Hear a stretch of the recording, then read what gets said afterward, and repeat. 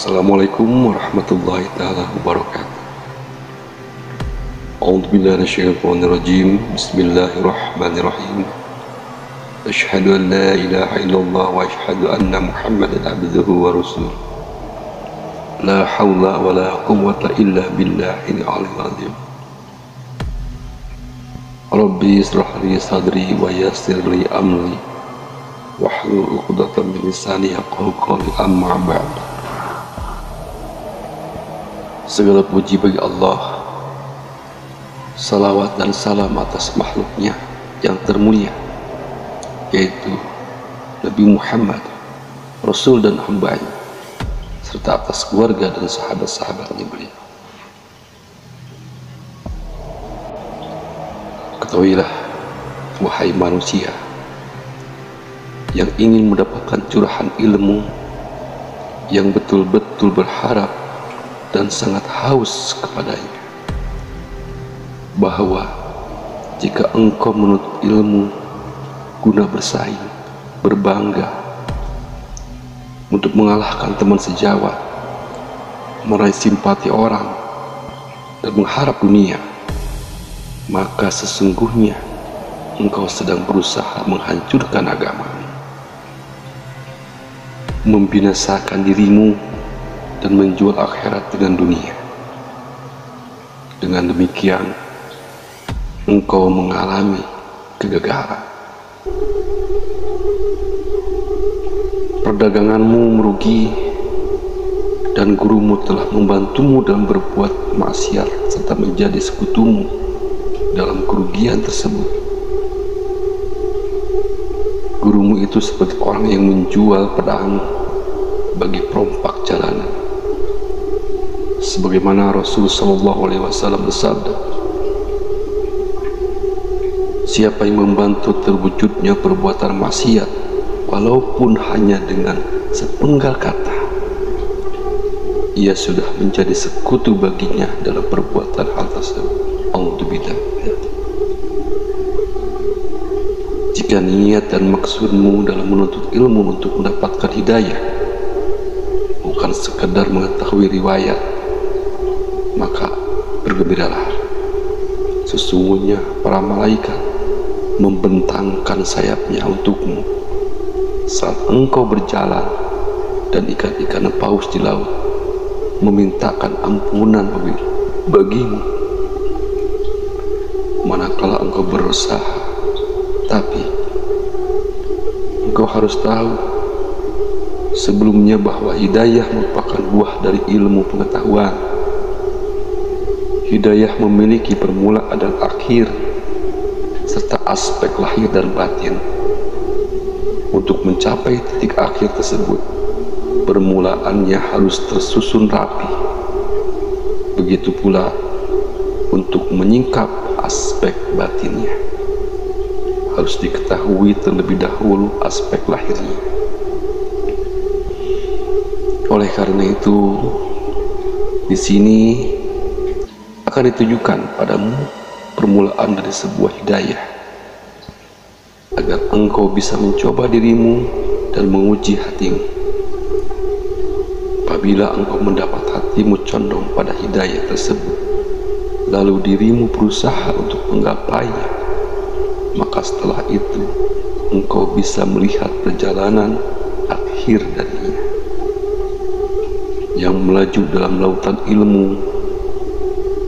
Sebaiknya, jika engkau mendapat hatimu berat dan lengah dalam mengamalkan apa yang menjadi konsekuensinya, ketahuilah bahwa jiwa yang mendorongmu untuk menuntut ilmu tersebut adalah jiwa al-ammarah, yaitu bi'asu,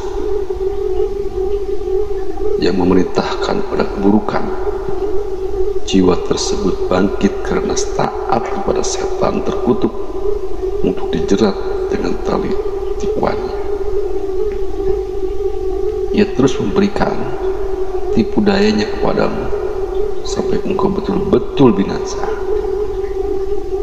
Ia ingin agar engkau memperbanyak kejahatan dalam bentuk kebaikan, sehingga ia bisa memasukkanmu dalam kelompok orang yang merugi. dalam amalnya, yaitu mereka yang sesat di dunia ini, yang mengira bahwa mereka telah melakukan suatu perbuatan baik.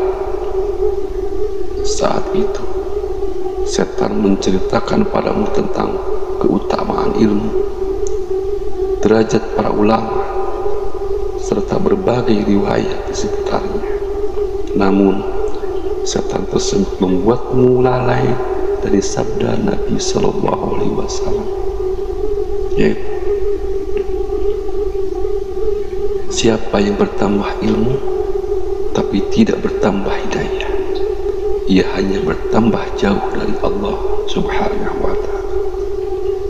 Juga dari sabda Nabi Sallallahu Alaihi Wasallam yang berbunyi, orang yang paling keras siksanya di hari kiamat adalah orang alim yang ilmunya tidak Allah berikan manfaat padanya. Nabi Sallallahu Alaihi Wasallam berdoa, Allahumma inni a'udzubika min ilmi la yarfa'u wa qalbun la yakhsha wa amalin la yurfa'u wa du'ain la yusma'. Yang artinya, ya Allah, aku berlindung kepadamu dari ilmu yang tak bermanfaat, dari hati yang tidak khusyuk, dari amal yang tak diterima, dan dari doa yang tak didengar. Sabda Nabi Sallallahu Alaihi Wasallam, di malam aku melakukan Isra, aku melewati sekelompok kaum yang bibir mereka digunting dengan gunting api neraka. Lalu aku bertanya, siapa kalian? Mereka menjawab, kami adalah orang-orang yang memerintahkan kebaikan tapi tidak melakukannya, dan mencegah keburukan tapi kami sendiri mengerjakannya. A'udzubillah. Oleh karena itu, jangan engkau serahkan dirimu untuk diperdaya oleh jerat tipuannya. Celaka sekali bagi orang bodoh karena ia tidak belajar, tapi celakalah 1000 bagi orang alim yang tidak mengamalkan ilmunya. Ketahuilah bahwa dalam menuntut ilmu, manusia terbagi atas 3 jenis. Yang pertama adalah seseorang yang menuntut ilmu guna dijadikan bakal untuk akhirat, di mana ia hanya ingin mengharap ridha Allah dan negeri akhirat. Ini termasuk sekelompok yang beruntung. Dan yang kedua adalah seseorang yang menuntut ilmu guna dimanfaatkan dalam kehidupannya di dunia, sehingga ia bisa memperoleh kemuliaan, kedudukan, dan harta. Ia tahu dan sadar bahwa keadaannya lemah dan niatnya hina. Orang ini termasuk ke dalam kelompok yang berisiko jika ajalnya tiba sebelum sampai bertobat. Yang dikhawatirkan adalah penghabisan yang buruk, su'ul khotimah, dan keadaannya menjadi berbahaya. Tapi jika ia sempat bertobat sebelum ajalnya tiba, lalu berilmu dan beramal serta menutupi kekurangan yang ada, maka ia termasuk orang yang beruntung pula. Sebab orang yang bertobat dari dosanya seperti orang yang tidak berdosa. Dan yang ketiga adalah seseorang yang terperdaya oleh setan. Ia dipergunakan ilmunya sebagai sarana untuk memperbanyak harta, serta untuk berbangga dengan kedudukannya dan menyombongkan diri di besarnya jumlah pengikut. Ilmunya menjadi tumpuan untuk meraih sasaran duniawi. Bersamaan dengan itu, ia masih mengira bahwa dirinya mempunyai posisi khusus di sisi Allah Subhanahu wa Ta'ala karena ciri-cirinya, pakaiannya, dan kepandaiannya berbicaranya yang seperti ulama.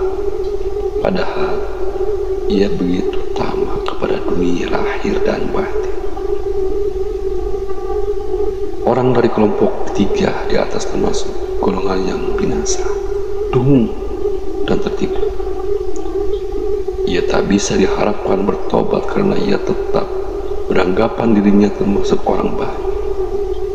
Ia lalai dari firman Allah Subhanahu wa Ta'ala yang berbunyi, "Wahai orang-orang yang beriman, mengapa kalian mengatakan apa-apa yang tidak kalian lakukan?" Dalam surat As-Saff ayat 2. Ia termasuk mereka yang disebutkan Rasulullah SAW. Ada yang paling aku khawatirkan dari kalian ketimbang Dajjal. Beliau kemudian ditanya, "Apa itu wahai Rasulullah?" Beliau menjawab, "Ulama su." Sebab Dajjal memang bertujuan menyesatkan, sedangkan ulama ini, walaupun lidah dan ucapannya memalingkan manusia dan dunia, tapi amal perbuatan dan keadaannya mengajak manusia ke sana. Padahal realitanya lebih berbekas dibandingkan ucapan. Tabiat manusia lebih terpengaruh oleh apa yang dilihat ketimbang mengikuti apa yang diucap. Kerusakan yang ditimbulkan oleh perbuatannya lebih banyak daripada perbaikan yang disebabkan oleh ucapannya. Karena biasanya orang bodoh mencintai dunia setelah melihat si alim cinta pada dunia. Ilmu pengetahuan yang dimilikinya menjadi faktor yang menyebabkan para hamba Allah berani bermaksiat padanya. Nafsunya yang bodoh tertipu, tapi masih memberi angan-angan dan harapan padanya. Bahkan ia mengajaknya untuk mempersembahkan sesuatu untuk Allah dengan ilmunya. Nafsu tersebut membuatnya beranggapan bahwa ia lebih baik dibandingkan hamba Allah yang lain. Maka dari itu, jadilah engkau termasuk golongan yang pertama. Waspadalah agar tidak menjadi golongan kedua, karena betapa banyak orang yang menunda-nunda, ternyata ajalnya tiba sebelum bertobat sehingga akhirnya rugi dan kecewa. Lebih dari itu, waspadalah, jangan sampai engkau menjadi golongan ketiga, karena engkau betul-betul akan binasa, tak mungkin selamat dan bahagia. Apabila engkau bertanya, apa permulaan dari hidayah tersebut sehingga aku bisa menguji diriku dengannya, maka ketahuilah bahwa hidayah bermula dari ketakwaan lahiriah dan berakhir dengan ketakwaan batiniah. Tak ada balasan kecuali dengan takwa, dan tak ada hidayah kecuali bagi orang-orang yang bertakwa. Takwa adalah ucapan yang mengandung makna melaksanakan perintah Allah Subhanahu wa Ta'ala dan menghindarkan larangan-larangannya. Wallahu a'lam bishawab. Assalamualaikum warahmatullahi wabarakatuh.